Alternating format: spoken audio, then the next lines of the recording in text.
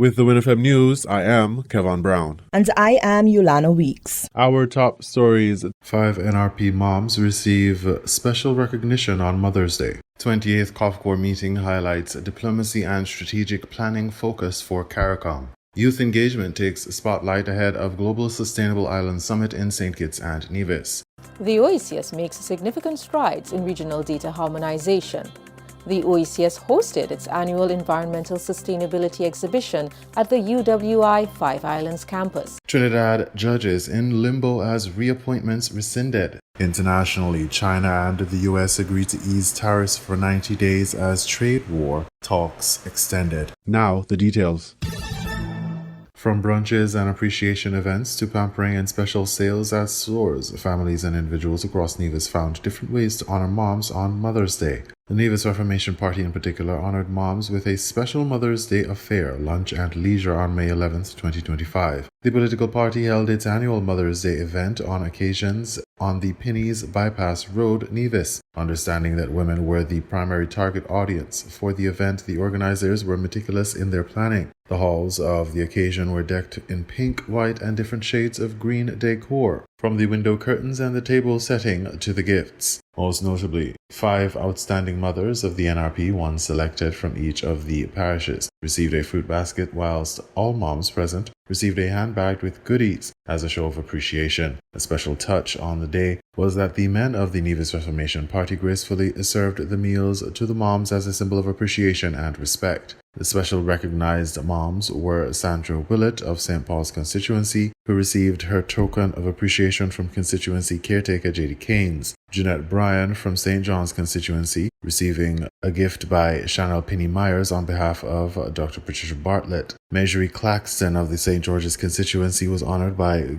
Carlin Lawrence, chairperson of the constituency. Maisie Gemini Nisbet of the St. James constituency was presented by the Honorable Dr. Janice Daniel Hodge, Minister of Parliament for the district. Cecil Hobson of the St. Thomas constituency received her token from constituency caretaker Rohan Isles. The honorees were recognized for their unwavering dedication to their families, communities, and the party. Party leader Dr. Janice Daniel Hodge emphasized the importance of reigniting the love and appreciation for mothers, as mothers have proven to be the bedrock of society. She explained that the party saw the significance of celebrating mothers and honoring them for all the love, care, and sacrifices they have made for their children, families, and the party. The foreign ministers of the Caribbean Community CARICOM recently wrapped up the 28th meeting of the Council for Foreign and Community Relations, COFCOR, held on May 9, 2025 in St. Kitts and Nevis. The Right Honourable Dr. Denzel Douglas, Minister of Foreign Affairs for St. Kitts and Nevis and Chair of COFCOR, delivered the closing remarks highlighting the extensive agenda tackled over the 2-day gathering. The agenda, though long, we were able to complete it on time, and it really looked at a number of matters, some of which are new, some of which are continuing on the challenges that we face here within the community, challenges that we face in the region generally and hemisphere, and also in terms of what is happening globally that's affecting us here within the Caribbean community. The discussions encompassed a broad range of bilateral relations, including CARICOM's ties with Canada, Cuba, and the United States of America. The ministers also examined long-standing hemispheric relationships and explored their current status and future trajectories. Significantly, CARICOM received detailed reports from Ambassador Wade, the permanent observer to the United Nations for Nevis. Ambassador Wade provided updates on key multilateral engagements, including the upcoming June 2025 high-level international conference on the peaceful settlement of the question of Palestine and implementation of the two-state solution. Additionally, Dr. Douglas highlighted the upcoming 4th high-level UN meeting on preventing and controlling non-communicable diseases, NDCs, and promoting mental health and well-being, to be convened in September this year. The community also prepared for the high-level forum on sustainable development slated for July 2025. Dr. Douglas emphasized the critical importance of CARICOM's internal relations, especially in light of the ongoing situation in Haiti. We could not really conclude without looking at our community relations.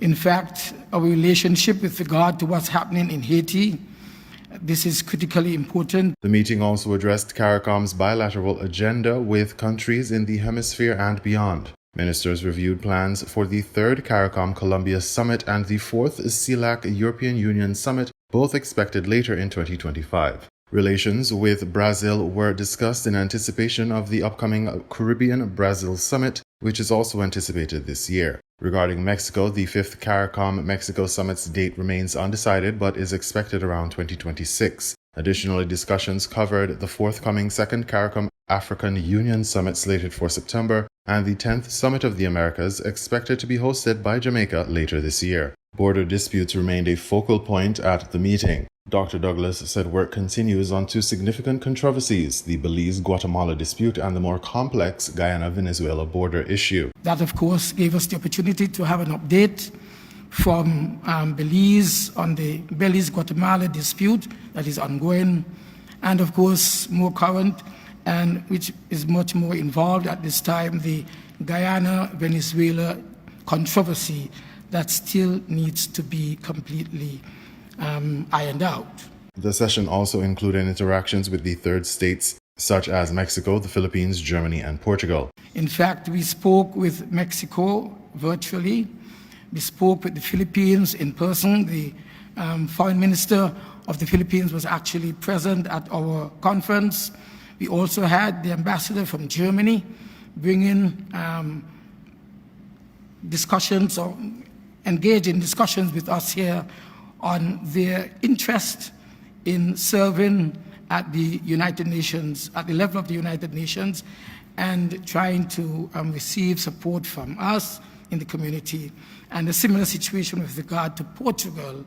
Also, Portugal was present here at our conference and making presentations, as Mexico and Philippines did virtually, for their representation at the United Nations to sit in various different capacities. Dr. Douglas hinted at the potential expansion of CARICOM membership and the evolving relationship with the Dominican Republic and Haiti. The matter, of course, as to how we can possibly expand the membership of CARICOM, and how we can also, to a large extent, look at the relationship with the Dominican Republic, I would say, and Haiti, and the impact of that on the overall relationship in terms of the expansion, etc., of the community. The 28th COFCOR meeting in St. Kitts and Nevis thus concluded with a comprehensive review of pressing regional issues, strengthening diplomatic ties, and strategic planning for future collaborations within and beyond the Caribbean community. As preparations accelerate for the Island Youth Forum, set to be a pivotal satellite event during the Global Sustainable Islands Summit, GSIS, from May 27th to 29th, Minister of Environment, the Honorable Dr. Joel Clark, has highlighted the vital role young people play in the climate conversation. In stressing the imperative nature of youth engagement, Dr. Clark articulated the need for young voices to be fully integrated and heard in shaping climate policies. The increasing global youth advocacy for environmental matters is clear.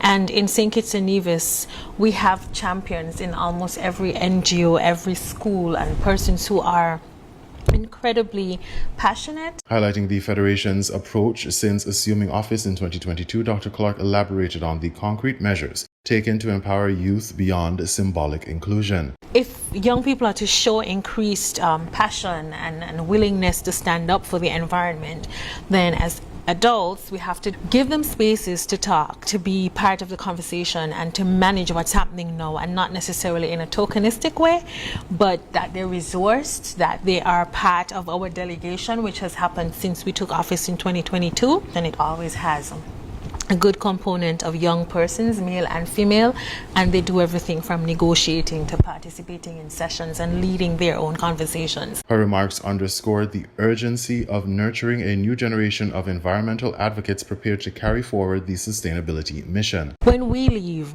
somebody has to take up the baton, and they're not going to do it naturally if we don't create the opportunity for them to do so. So in our ministry, we're very young, but It's the youth energy that we need to really push this agenda. And every time they engage, they're learning, they're becoming advocates. The Island Youth Forum, scheduled to run alongside the main summit agenda, aims to bring together young leaders from island communities globally and foster dialogue, collaboration, and innovation on sustainable development challenges unique to islands. In a related development, St. Kitts and Nevis recently welcomed the Republic of China Taiwan as a platinum strategic sponsor for GSIS 3. Minister Clark appreciated the diplomatic and collaborative ties underpinning this partnership and highlighted cross-collaboration between the two countries to fulfill the Federation's National Sustainable Island State Agenda, SISA. The GSIS-3 event, co-hosted by the Government of St. Kitts and Nevis and Island Innovation, continues to gather momentum and international support. It aims to advance sustainability and climate resilience initiatives specific to island states through expert discussions, youth engagement, and collaborative forums addressing key themes such as water sustainability, energy transition, and agricultural resilience. As the Federation positions itself as a leader in sustainable development and conference tourism, the inclusion and empowerment of youth remain central pillars to ensuring a resilient and thriving future for the island community and beyond. In regional news, the Eastern Caribbean Telecommunications Authority celebrates its 25th anniversary. Martinique hosts the Regional Cooperation Fund Seminar. The Organization of Eastern Caribbean States, OECS, is making significant strides in regional data governance. The OECS Regional Data Governance Council, known as the RDGC, convened its fourth meeting on April 28th, focusing on establishing a comprehensive regional data governance framework. This initiative aims to harmonize data policies and practices across member states, enhancing the region's capacity for data-driven decision-making. A key highlight of the meeting was the election of Mr. Cornel Williams from the Federation of St. Kitts and Nevis as the new chair of the RDGC, succeeding Grenada's Ms. Kenita Paul. Under his leadership, the Council reviewed ongoing activities, including the implementation of the OECS Harmonized Labour Force Survey and the Survey on Living Conditions.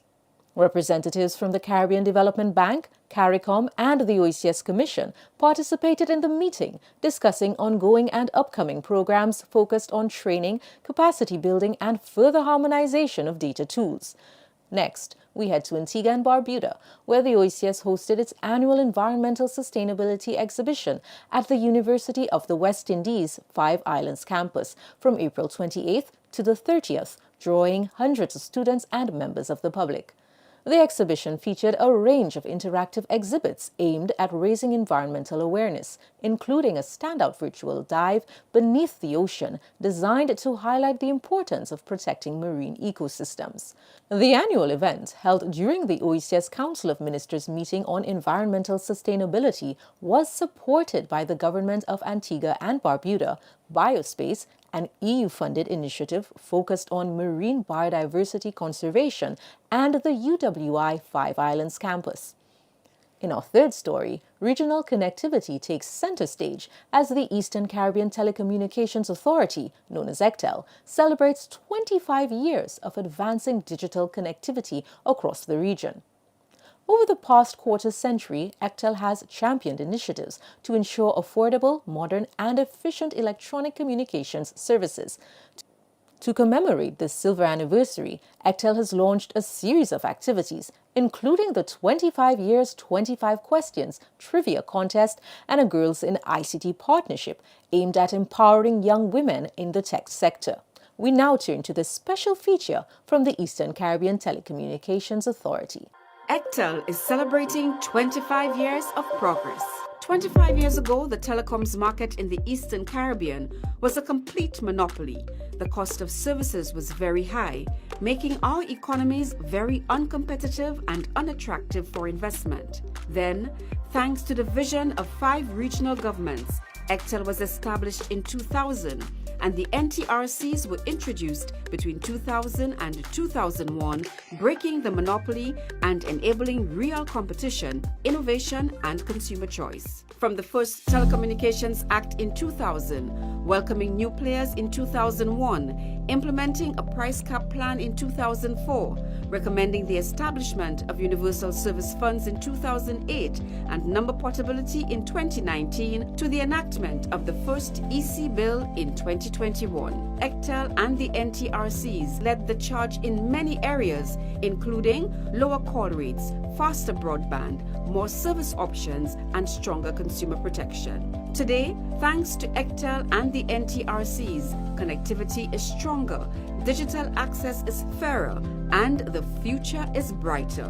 25 years of progress, 25 years of empowering you. ECTEL and the NTRCs, digitally transforming our space together. Martinique takes a bold step to strengthen regional ties, hosting the Regional Cooperation Fund Seminar under the theme Project Carriers and Diplomacy. Held on April 16th in Fort-de-France, the event convened diplomats, researchers, and institutional leaders to explore avenues for deeper collaboration with the Caribbean region.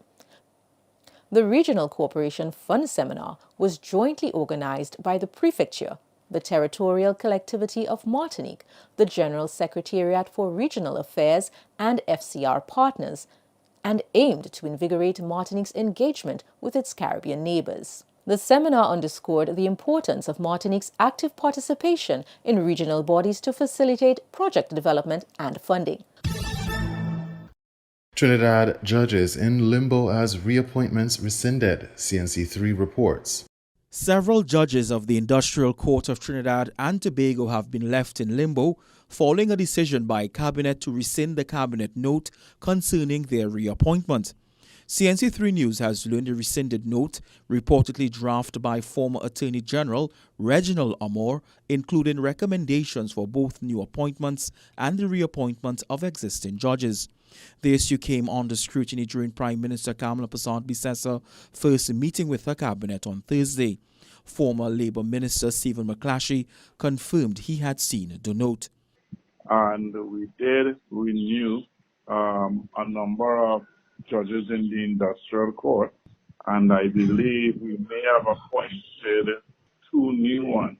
I can't remember off the top of my head who they, but that would really be under the purview of the Attorney General, who had jurisdiction over the appointment of those industrial judges. CNC3 News attempted to call former Attorney General Reginald Amor for comment but was unsuccessful. The act has effectively left several judges without clarity on whether their tenure will be renewed, as some terms are set to expire in the coming weeks. CNC3 News reached out to Industrial Court Judge Larry Chung, who said he had heard of the Cabinet's notes withdrawal but couldn't confirm.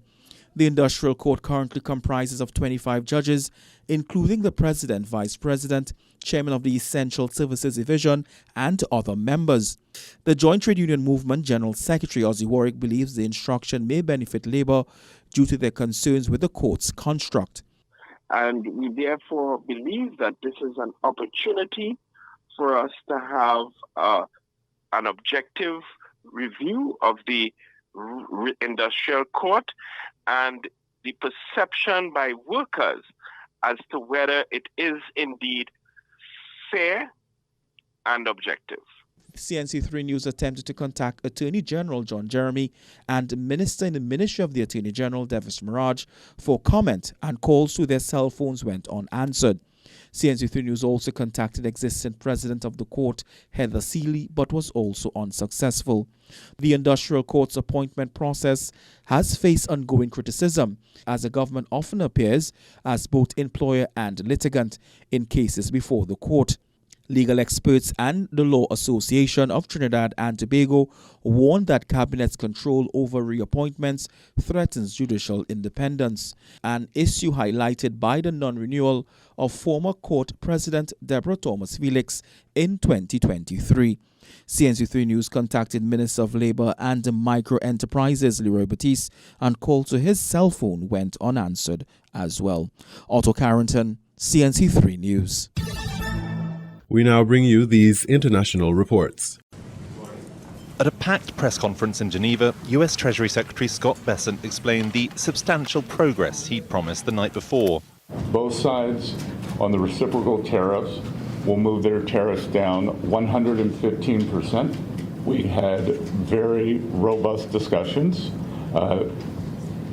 Both sides showed great respect.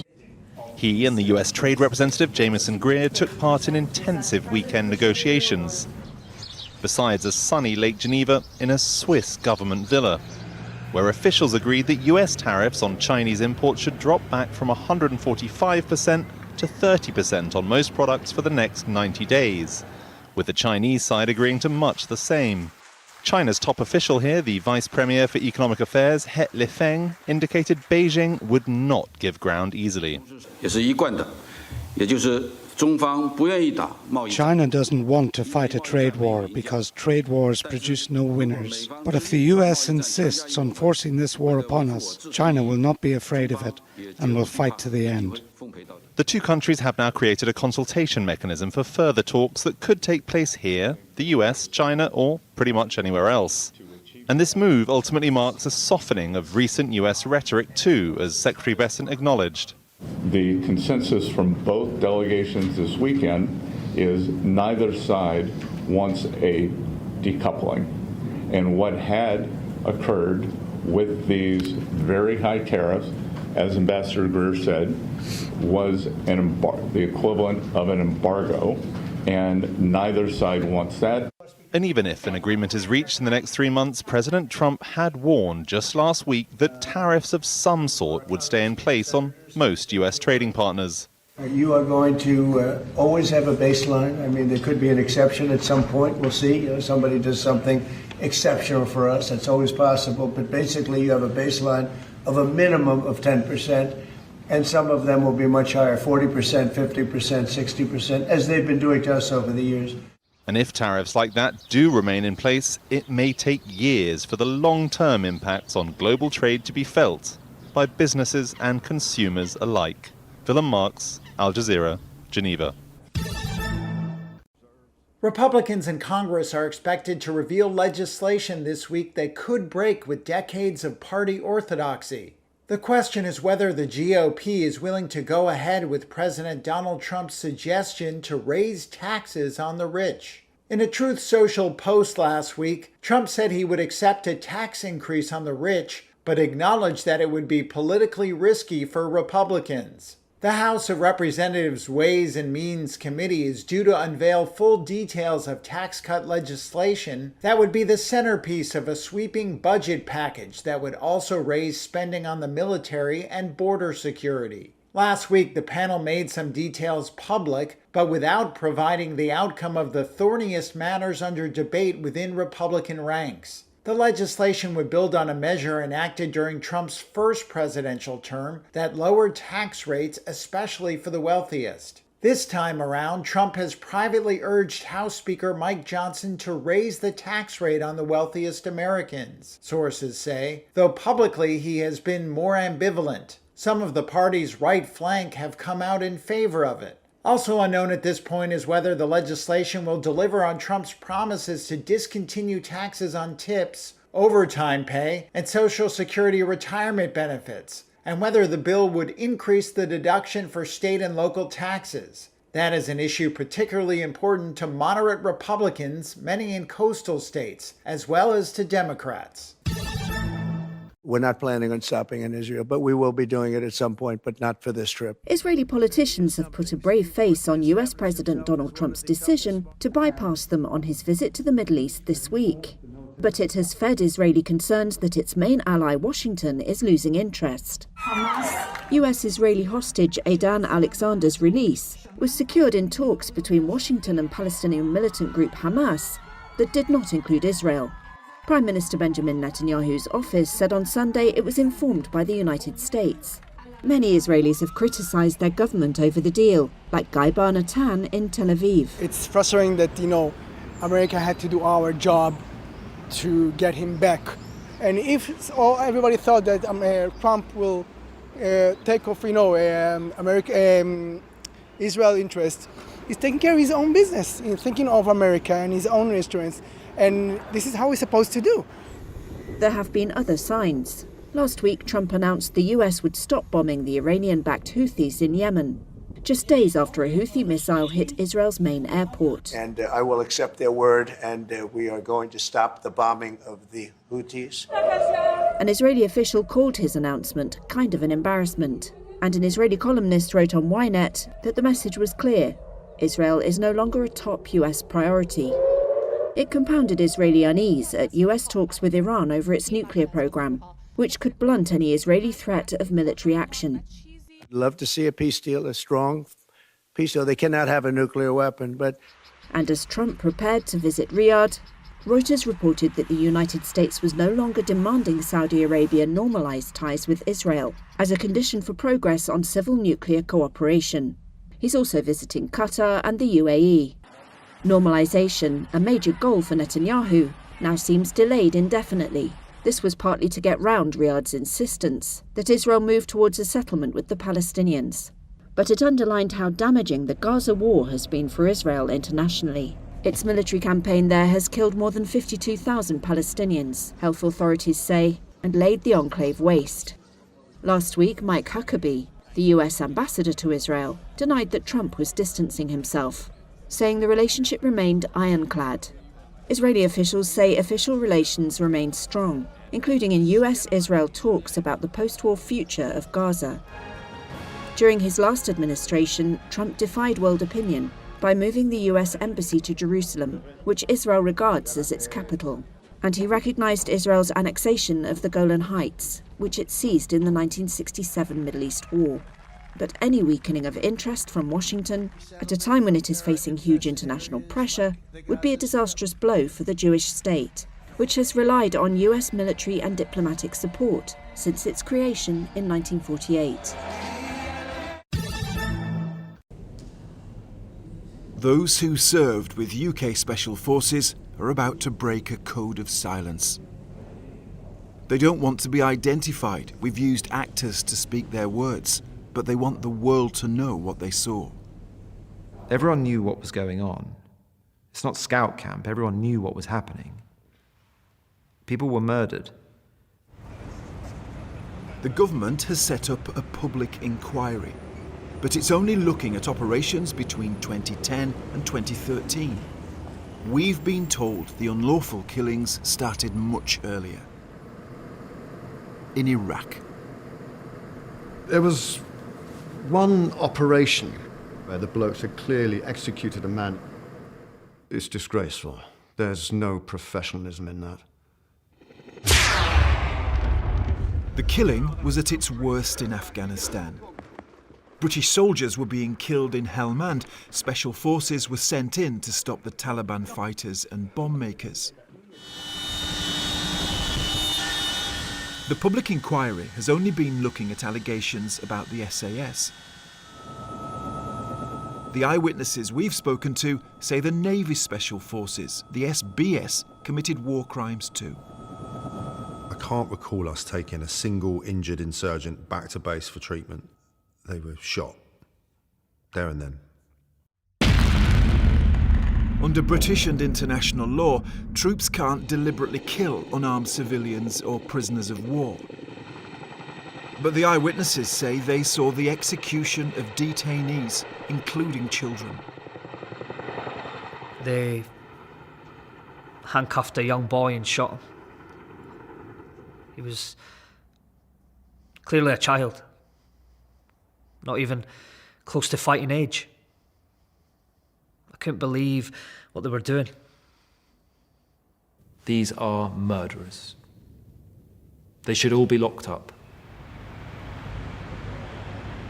The Ministry of Defence says it supports the independent inquiry, and it is not appropriate to comment on allegations which may be within its scope. The eyewitnesses say they are proud to have served in the British Armed Forces, but they can no longer keep quiet about the terrible things they saw. Richard Bilton, BBC News.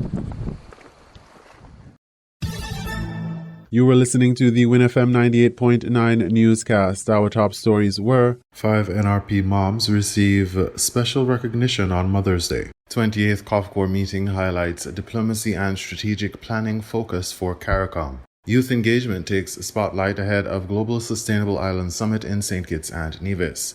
The OECS makes significant strides in regional data harmonization. The OECS hosted its annual Environmental Sustainability Exhibition at the UWI Five Islands campus. Trinidad judges in limbo as reappointments rescinded. Internationally, China and the U.S. agreed to ease tariffs for 90 days as trade war talks extended. Thank you for listening.